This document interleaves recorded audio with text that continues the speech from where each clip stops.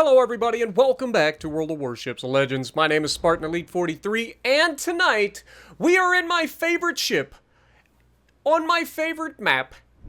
So you know it's about to get spicy up in here.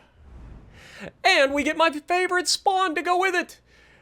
I love spawning middle on this map because it just allows you to annihilate everything. And be very protected while doing it. The only real counter to somebody who's playing middle effectively on this map is A, if people don't do what they normally do. Let's be honest, it's World of Warships Legends. Everybody does pretty much exactly what you expected them to do at the beginning of a match. Like, it is so freaking copy and paste every single time you start a match that it's actually scary sometimes. Like, I swear, it's like you're up against bots. People always make the same play from the same spawn, regardless of the outcome of what happens to them. I don't understand it, but we'll showcase case in point coming up. Alright? So, right off the bat, we have some people on the right. We notice it is a Gneiseno and an Iowa. Check marks. Keep that in our back of our head. We need to make sure that we're in a position early on to be able to take advantage of the stupid crossfire that we're going to get on the left side into Alpha. Why? Because everybody, if they get a destroyer that spawns on that side, which 90% of the time you do when there's a multiple destroyer game, so if they get help from a destroyer, they will almost certainly push out broadside on to the middle of the map. So, if you're in the middle of the map, on the spawn, pull up and prepare for juiciness. Speaking of, sit up, first shot, and notice that we're not spotted. Why is that? Because there's nowhere for anybody to see us, and half his health is now gone.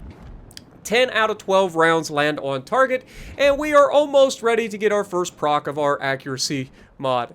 Now he starts to make the turn away, realizes, okay, I'm about to go broadside to 2 battleships, probably not the best idea. So he's like, well, I guess I'll turn back in to try to bow tank them. Unfortunately for him, guess who's the one that did all of the damage? Me. Guess who still got the perfect shot? Me. Let's see how this works out for him. Indecision is death.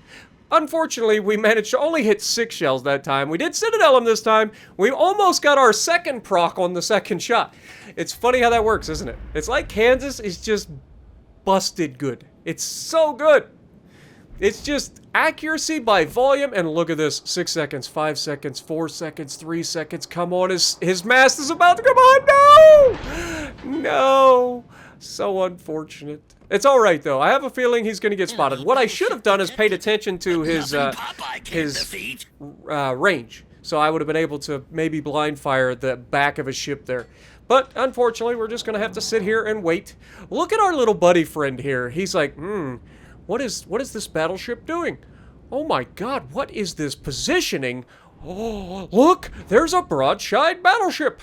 Well, I know that I can kill him with 1 shell, or one gun here, so I take 1 gun. Look how much later this guy's reaction is. He's like, I got it! Wrong. And now he's got to wait 30 seconds before he fires again. And meanwhile, I'm sitting here with 3 guns loaded, looking at a broadside Nelson over the top of an island, who will have no idea that I even exist. Why? Because I am not spotted by him particularly. People just do not pay attention to the minimap. And 2 Citadels, all his health belongs to me. Fortunately, it's a Nelson, which means he gets to heal quite a bit of that back. Now here, I see a Veneto coming out, and I'm like, okay, I'm going to take a shot at this broadside too, because I know that I could Citadel him as well. Unfortunately, he does turn in a little bit, getting angled, so I don't Citadel it. Unfortunate. Now, look at what this Nelson does here. Again, need to pay attention to the ranges, Spartan. In these situations, these are the moments that I love looking back on because I gotta start making note when I'm getting ready to shoot at somebody of their range.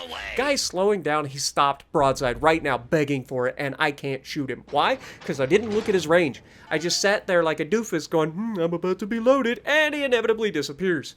I've got to start making mental notes of people's ranges. Have to. It's in the rules. Well, it's not actually in the rules, but it should be. It's a darn good thing to start making note. Oh my god, the black just detonated. Whoops.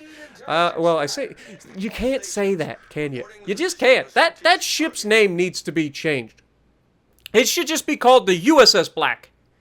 Not Black. Because it's that. Oh my god. Okay, he's going in reverse, right? Nope. He's gonna be a dingus and just sit there flat broadside, and I just missed out on a lot of, well, I guess I wouldn't have gotten that much. Somebody touched him right before my shells got there. Unfortunate, but yeah. You expect people to do certain things in situations. He's already, like, he's got the motor going, and he just stops. He just sits there broadside to everybody. We pull forward. He takes a shot at our battleship buddy here, and I start looking at the Harbin. Why? Because the two battleships are not coincidental. However, Harbin chasing our destroyer is. So I need to try to help our destroyer buddy out. He's done a great job. He captured the base. He killed the destroyer. I need to help the man out. Harbin should be paying attention to crossfires. Bonk.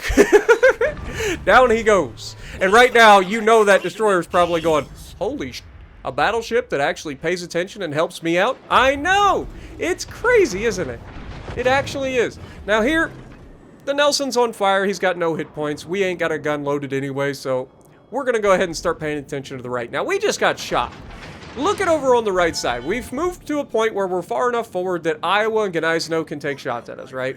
So now we're taking a look. We've got Iowa on the backside of an island. We could shoot him. He's being burned down by our cruiser. I'm not going to take that from that cruiser. Cruiser's doing a good job staying on his side and murdering the things that are over there. You love to see it.